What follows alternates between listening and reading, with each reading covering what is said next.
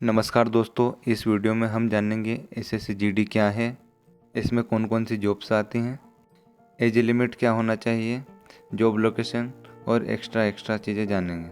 आपका SSC GD में जितनी भी वैकेंसी निकलती है वह सब पैरा मिलिट्री फोर्सेस होती हैं। पैरा मिलिट्री को हिंदी में अर्धसैनिक बल भी कहा जाता है।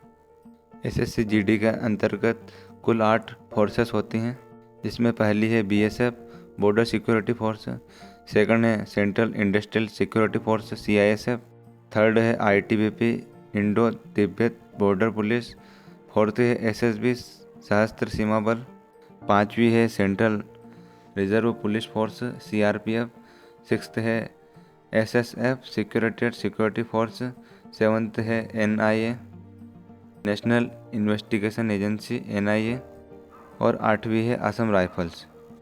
अब बात कर लेते हैं एसएससी जीडी की चयन प्रक्रिया की। चयन प्रक्रिया में सबसे पहले रिटन एग्ज़ाम होता है जिसको हम सीबीटी बोलते हैं। सेकंड स्टेज होता है फिजिकल टेस्ट पीईटी या पीएसटी। थर्ड स्टेज इसका होता है medical test DME. Second step है इसका, उसके बाद री मेडिकल टेस्ट आरएमई।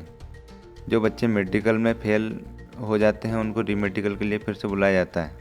री मेडिकल के बाद मेरिट लिस्ट लगती है, उसके बाद डॉक्यूमेंट्स वेरिफिकेशन होता है और फिर फाइनल सिलेक्शन हो जाता है। दोस्तों, अब बात कर लेते हैं 1 बाय 1 पैरामिलिट्री फोर्सेस की। सबसे पहले बात करते हैं बीएसएफ की। जिस प्रकार इसके नाम में ही निहित है, बीएसएफ बॉर्डर सिक्योरिटी फोर्स, अर्थात इनकी ड्यूटी बॉर्डर पर होती है। बॉर्डर पर ड्यूटी होती है, इलाके के हिसाब से भत्ते बढ़ा कर दिए जाते हैं।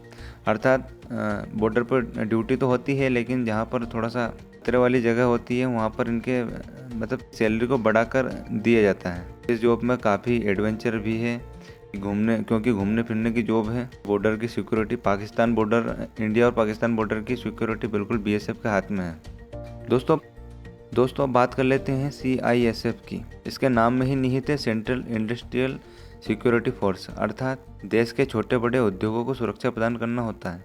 इसके अलावा परमाणु संस्थानों, बंदरगाहों, हवाई अड्डों पर ड्यूटी होती है। इसमें वेतन दोस्तों काफ़ी अच्छा मिलता है।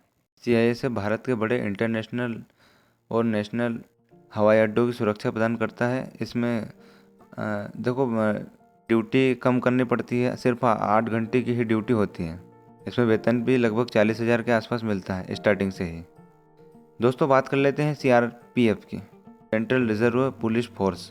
सिक्योरिटी फोर्स के नाम में ही जिस प्रकार निहित है कि सेंट्रल के लिए पुलिस का काम करती है, अर्थात इसको हम केंद्र सरकार की पुलिस भी बोल सकते हैं। यह पूरे भारत में इसकी ड्यूटी कहीं पर भी हो सकती है। गृह मंत्रालय के तहत आने वाले एक अर्धसैनिक बल है। इसका काम राज्यों और केंद्र शासित प्रदेशों में कानून व्यवस्था बनाए रखना, उग्रवादी गतिविधियों को रोकने के लिए पुलिस संचालन में सहायता करना होता है। दोस्तों इसकी सैलरी भी लगभग 40,000 से स्टार्टिंग होती है। दोस्तों बात कर लेते हैं एसएसबी की। यह भी भारत की एक पैरामिलिट्री फोर्स है जिस पर 1751 किलोमीटर की लंबी भारत और नेपाल सीमा की सुरक्षा की जिम्मेदारी है। देखो, सीमा की सुरक्षा में तस्करी रोकना भी शामिल है। एसएसबी की ड्यूटी सिर्फ भारत और नेपाल सीमा पर ही होती है। इसको पूरे भारत में कहीं पर भी नहीं भेजा जाता है। दोस्तों बात कर लेते हैं आईटीबीपी की। आईटीबीपी इसका पूरा नाम है इंडियन तिब्बत पुलिस फोर्स, अर्थात सीधे शब्दों में ऐसे समझते हैं कि भारत और चाइना के बीच की जो तिब्बत वाली बॉर्डर है, उस बॉर्डर की रक्षा करना आईटीबीपी का काम है। इस फोर्स का एरिया काराकोरम दर्रे से लेकर लिपुलेख दर्रा और भारत, नेपाल और चीन तीनों की बॉर्डर जहाँ पर मिलती है, उन तीनों जगह पर इसकी सिक्योरिटी होती है। दोस्तों बात कर लेते हैं असम राइफल की। असम राइफल एक बहुत ही बढ़िया पैरामिलिट्री फोर्स है। असम राइफल उत्तर पूर्व में भारतीय सेना के साथ मिलकर बनाए रखने में और म्यांमार सीमा के साथ सुरक्षा की जिम्मेदारी निभाती है। असम राइफल से उत्तर पूर्व में भारतीय सेना के साथ मिलकर कानून व्यवस्था बनाने और म्यांमार सीमा के पास सुरक्षा की जिम्मेदारी निभाती है। अर्थात एक तो असम राज्य हो गया, असम के साथ साथ नॉर्थ ईस्ट के जितने भी राज्य हैं उनकी सिक्योरिटी असम राइफल ही देखती है। दोस्तों बात कर लेते हैं एनआईए की। इसका फुल फॉर्म है नेशनल इन्वेस्टिगेशन एजेंसी। भारत में आतंकवाद का मुकाबला करने के लिए भारत सरकार द्वारा स्थापित एक संघीय जांच एजेंसी है। एजेंसी राज्यों में विशेष अनुमति के बिना राज्यों में आतंक संबंधी अपराधों को निपटाने के लिए सशक्त है। अर्थात ये बहुत ही पावरफुल है। जो बच्चे एसएससी जीडी में अधिकतम अंक लाते हैं उन्हीं को ही सिर्फ ये पोस्टें मिलती है। एनआईए की पोस्ट बहुत ही कम आती है। 90+ जो बच्चे लेके आते हैं उन्हीं को एनआईए में रखा जाता है। यह एक बहुत ही पावरफुल जॉब है और इसमें वेतन भी बहुत काफ़ी अच्छा मिलता है। तो मेरे हिसाब से एसएससी जीडी में सबसे अच्छी पोस्ट है एनआईए। दोस्तों बात कर लेते हैं एसएसएफ की। सेक्रेटेरिएट सिक्योरिटी फोर्स इसका पूरा नाम है। एसएसएफ यानी विशेष सुरक्षा बल एक बांग्लादेशी कानून प्रवर्तन एजेंसी है जो सरकारी अधिकारियों और विदेशी गणमान्य व्यक्तियों को सुरक्षा प्रदान करती है। मतलब जो बांग्लादेश से हमारी जो सीमा लगी हुई है और बांग्लादेश वाला जो क्षेत्र है, मतलब पश्चिम बंगाल की बात कर लेते हैं, जो राज्य में पुलिस का काम होता है वही काम इसका पश्चिम बंगाल में होता है। अब बात कर लेते हैं इनकी सैलरी की। इन पैरामिलिट्री फोर्सेस में सभी की सैलरी अलग अलग होती है, लेकिन बात कर लेते हैं सभी की एक औसत। तो पे स्केल इनका 21,700 से लेकर 69,100, ग्रेड पे 2,000 से लेकर होता है।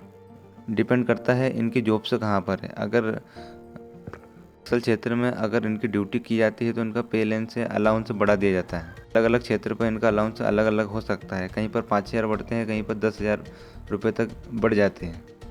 दोस्तों बात कर लेते हैं एज लिमिट की। तो सबसे पहले बात करते हैं जनरल की।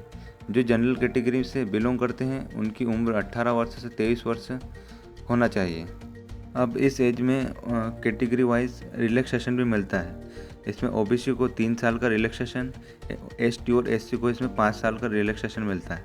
अर्थात ओबीसी की लास्ट एज अगर बात करें तो 23+3 मतलब 26 इसकी लास्ट एज है। बात करते हैं एसटी एससी की। तो इसमें 23+5 मतलब 28 तक ये फॉर्म फिल कर सकते हैं। बात कर लेते हैं यहाँ पर हाइट की। तो हाइट 170 सेंटीमीटर होना चाहिए। ये जनरल ओबीसी और एससी के लिए है। इसमें एसटी के लिए अलग से थोड़ा सा रिलैक्सेशन है, 165 सेंटीमीटर भी इनका चलता है। ये बात हो गई मेल कैंडिडेट की। अब फीमेल कैंडिडेट की बात करते हैं। फीमेल कैंडिडेट जनरल ओबीसी और एससी 157 सेंटीमीटर चाहिए। फीमेल एसटी की बात करते हैं तो 155 सेंटीमीटर चलता है। बात कर लेते हैं मेल जनरल ओबीसी और एससी की। तो इनके जो चेस्ट मांगा होता है वो 80 से 85 सेंटीमीटर होना चाहिए। इसमें 5 सेंटीमीटर फूलना अनिवार्य है। चेस्ट की जो गैप होती है वो 81 से लेकर 86 है, कुछ भी 5 सेंटीमीटर से ज़्यादा आपको सीना फुलाना होता है। इसमें भी एसटी कैटेगरी को छूट दी गई है, 76 से 80 सेंटीमीटर तक चलता है। फीमेल के चेस्ट को मापा नहीं जाता है। दोस्तों बात कर लेते हैं रनिंग की। तो जनरल ओबीसी और एससी के लिए 5 किलोमीटर 24 मिनट में दौड़ना अनिवार्य होता है। वहीं मेल एसटी की बात कर लेते हैं तो 5 किलोमीटर इन 24 मिनट। तो ये दोनों चीज़ें इसमें सेम होती हैं। कैंडिडेट की बात कर लेते हैं जनरल ओबीसी और एससी के लिए 6 किलोमीटर इन 8.5 मिनट में अनिवार्य है। इसमें एसटी में भी वही है, 1.6 किलोमीटर इन 8.5 मिनट।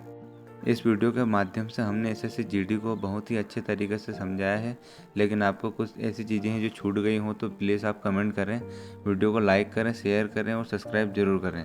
बेल आइकन को दबाना नहीं भूलें, जिससे हमारे नए नए वीडियो और अपडेट्स आपके पास आते रहेंगे।